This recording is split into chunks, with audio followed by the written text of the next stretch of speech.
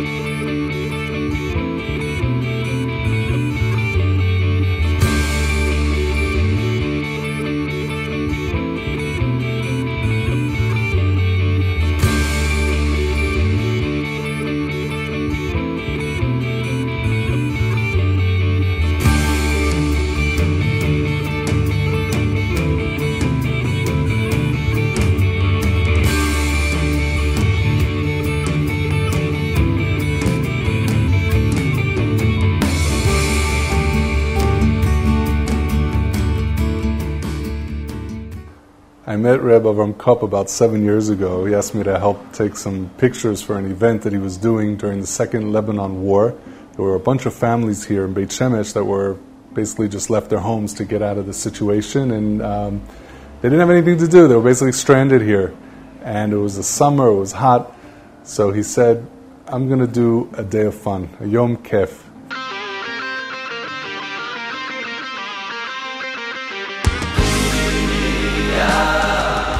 And he brought in these jumping balloons and some water activities and the popcorn, the cotton candy, the whole 9 yards.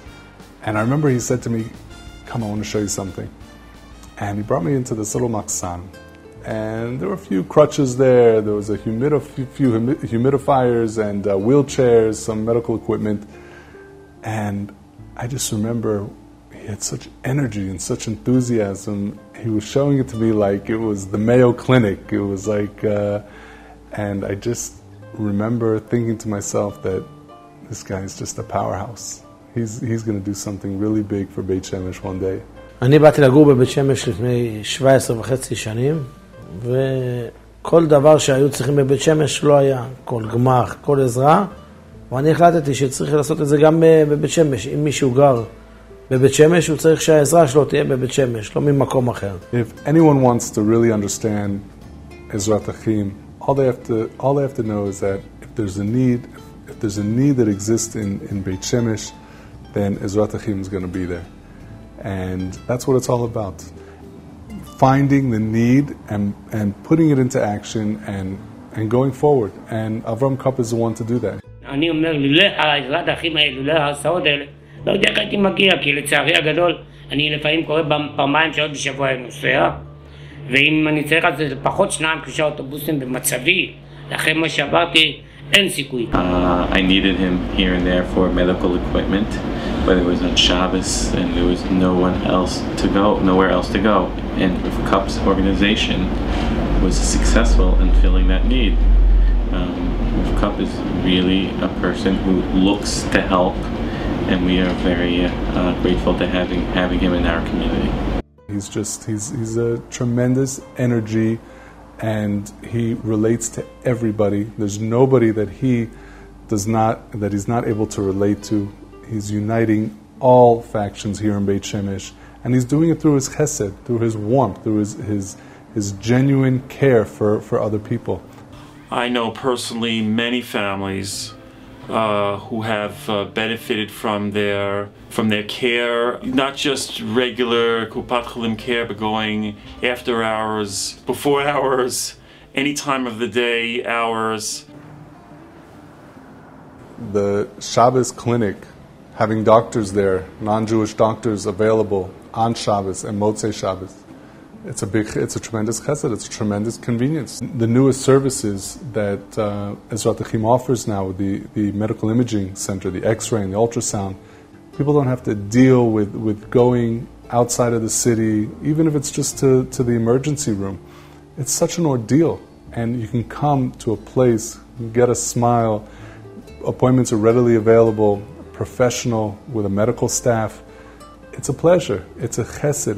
It's something, if there's a need, if it should exist in Ramat Beit Shemesh, then why not? We should have it too.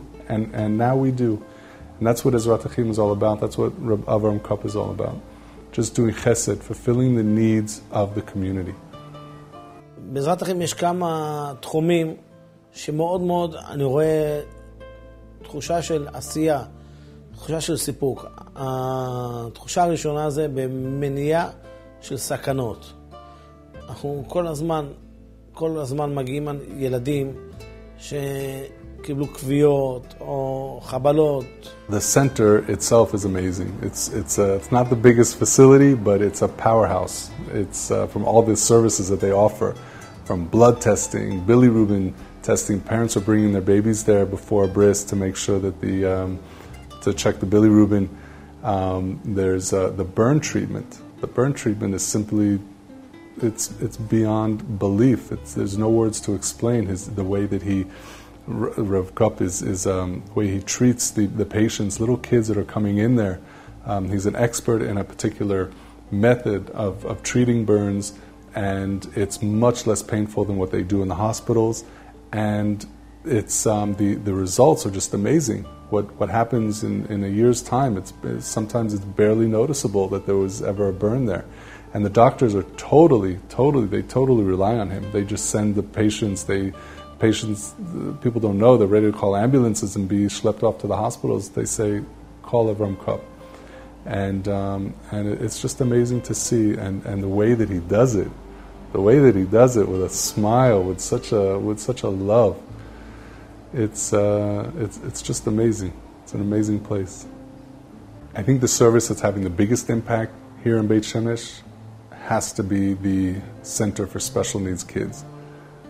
It's not catering to the most amount of people from all the services that they offer, but the impact that it's having on those families is just beyond words.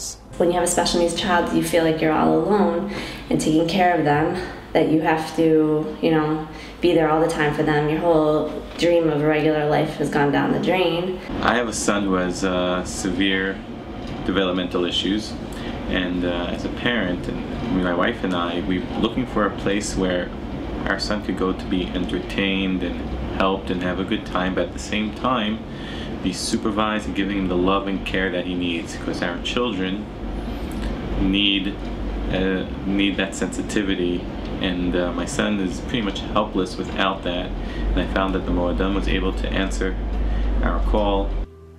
בזמן שהילדים נמצאים במועדונית, יש 3 מטרות שהן מנחות אותנו לאורך כל הפעילויות עם הילדים.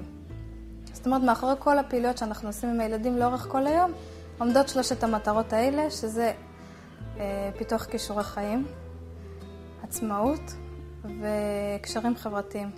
לדוגמה, כשאנחנו מכינים עם הילדים ארוחת ערב, אז אנחנו גם נקפיד איתם על ההיגיינה לפני ארוחת ערב.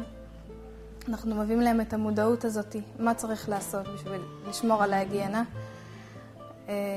לאורך ארוחת ערב אנחנו בודקים מה הם צריכים, מה צריך לארוחת ערב, איך הם יכינו את זה בצורה אסתטית, בצורה מסודרת, איך הם בעצמם יכולים לקחת את הדברים. על קשרים חברתיים אנחנו גם עובדים הרבה. אנחנו מלמדים את הילדים שהם ברמה יותר נמוכה בעצם איך לבקש דברים,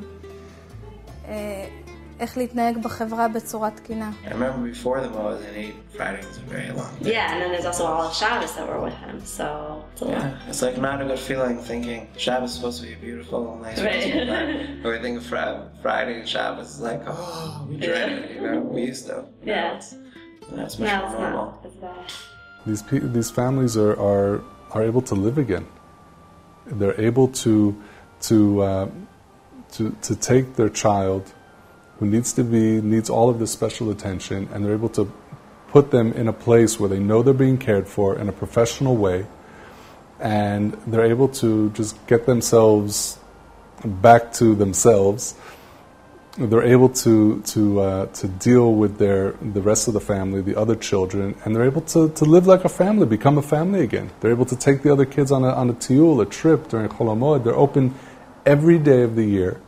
No matter Yom Kippur or, government holidays, whatever it is, they are open, and there's just always a place for these families to turn to. And it's not only caring for the kids, it's not only watching them and making sure they're okay, but the kids are developing there. It's a professional staff that teaches them certain skills, life skills. We sent our son on a Shabbaton with Ezrat Achim before Pesach, and I remember that it was the first time in a very long time that we felt during Shabbos that during the Shabbos Suda there wasn't food, flying all over the place on the walls, smeared on the walls, and we were able to have a nice, normal, relaxed Shabbos Suda 3 times. And we felt it, and our other 2 kids felt it as well. And we were worried, what's going to be with our son? Is he having a good time? I don't know really what went on over there, but one thing that struck me is when I was waiting for him, and when he came back on the tender, on the bus, he came back, he looked really happy, really excited, and he had balloons coming out, and the whole staff that was there, it seemed like it was a one-on-one staff, and they looked like they had a really good time, and it just, it felt really good. It left us with a really positive feeling, knowing that there were people that are caring for, our special needs son. And besides for that, we had a really good, it was a break. It was a really nice break. Yeah. I feel that the ladies should know that without Ezrat Achim, a lot of families would be having a really hard time. They would be in crisis mode. And Ezrat Achim makes the difference completely for a lot of families that I know personally, not just us, but also a lot of other families. And imagine having a special needs child and your whole life is turned upside down, and then this organization comes in and really is your helping hand, and you can breathe again, and it's a big, huge difference. Stood against the tide as the trials of life enclose us. Is a now's plan to revel in our task at hand, knowing why Hashem just chose us. And we be a light unto the nations, carrying out the purpose of creation. Though we number just a few, we can radiate the truth. Through the darkness shines our faith for all time. Can we help? I know it's been 17 years since Rabbi Avram opened up his first medical gemach, but I really think this is just the beginning for him. I think that I know he has a lot of plans, I know he's a dreamer, but I also know that he knows how to fulfill his dreams and get things done. And there's nothing that he wants more than to see Beit Shemesh and the people of Beit Shemesh totally cared for, that nothing should be lacking, and everything should be available to them. And he's doing it. He's on his way. And anyone who has contact with Ezrat Achim knows that that's the case. Only time it yields the hope for mankind. Let the beauty of our Son find the good in everyone. Through the darkness shines our faith for all time. Can we help to change those lives of sorrow? Could we show the world a better tomorrow? Will our deeds illuminate, break the clouds